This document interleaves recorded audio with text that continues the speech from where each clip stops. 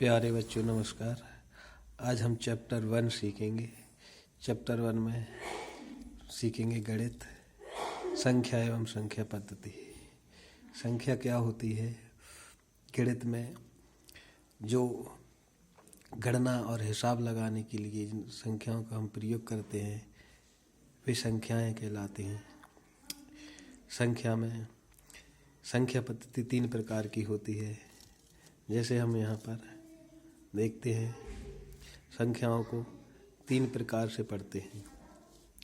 पहली हमारी भारतीय गणना प्रणाली, दूसरी अंतर्राष्ट्रीय गणना प्रणाली और तीसरी रोमन प्रणाली। भारतीय गणना प्रणाली को दशमिक प्रणाली भी कहा जाता है, क्योंकि यह हमारे 10 अंकों से मिलकर बनती है।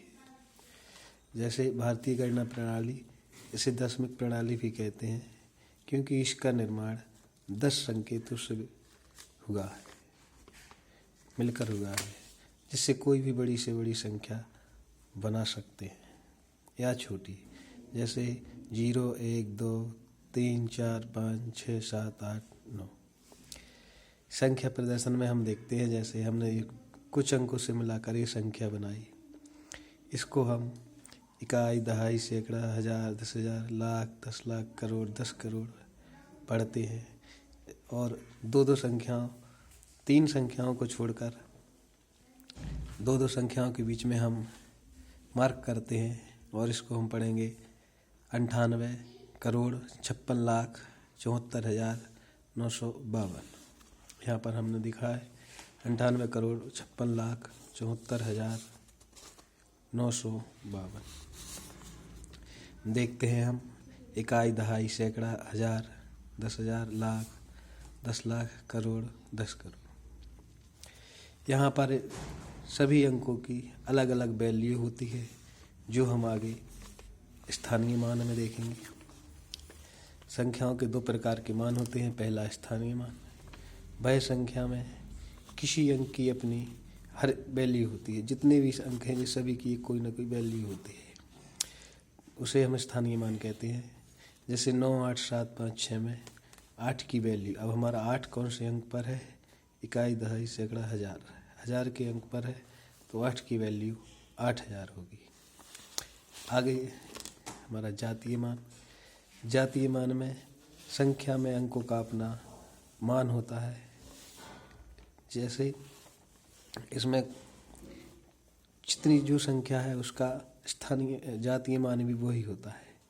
जैसे यहाँ पर हम 6,597 में 5 का जातीय मान अगर निकालें तो कितना निकलेगा? 5 निकलेगा।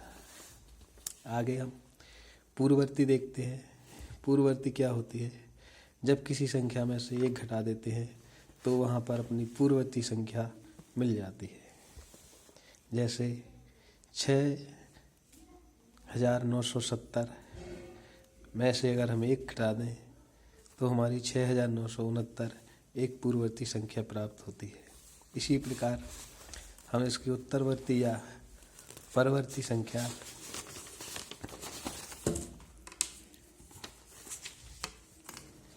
में, परवर्ती संख्या में 1 जोड़ने पर परवर्ती संख्या मिल जाती है। जैसे 9,871 में जब हम 1 जोड़ेंगे तो 9,872 प्राप्त होगी।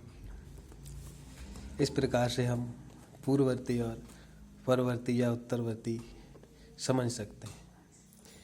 पूर्ववर्ती संख्या के ठीक पहले की संख्या हमारी पूर्ववर्ती होगी और किसी संख्या के ठीक बाद की संख्या परवर्ती होगी।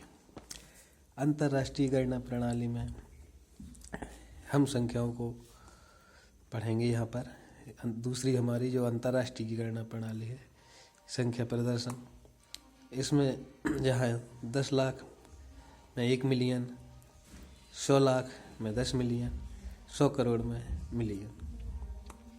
बिलियन, यहाँ पर हमने उसी संख्या को लिखा है।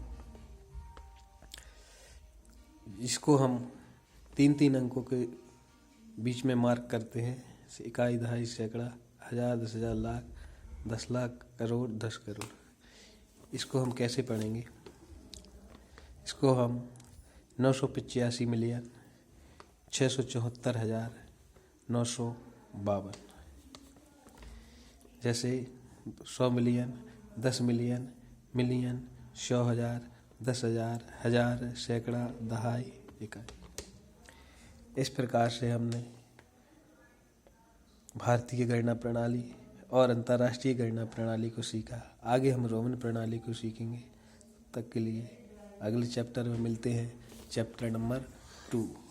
तब तक के लिए धन्यवाद।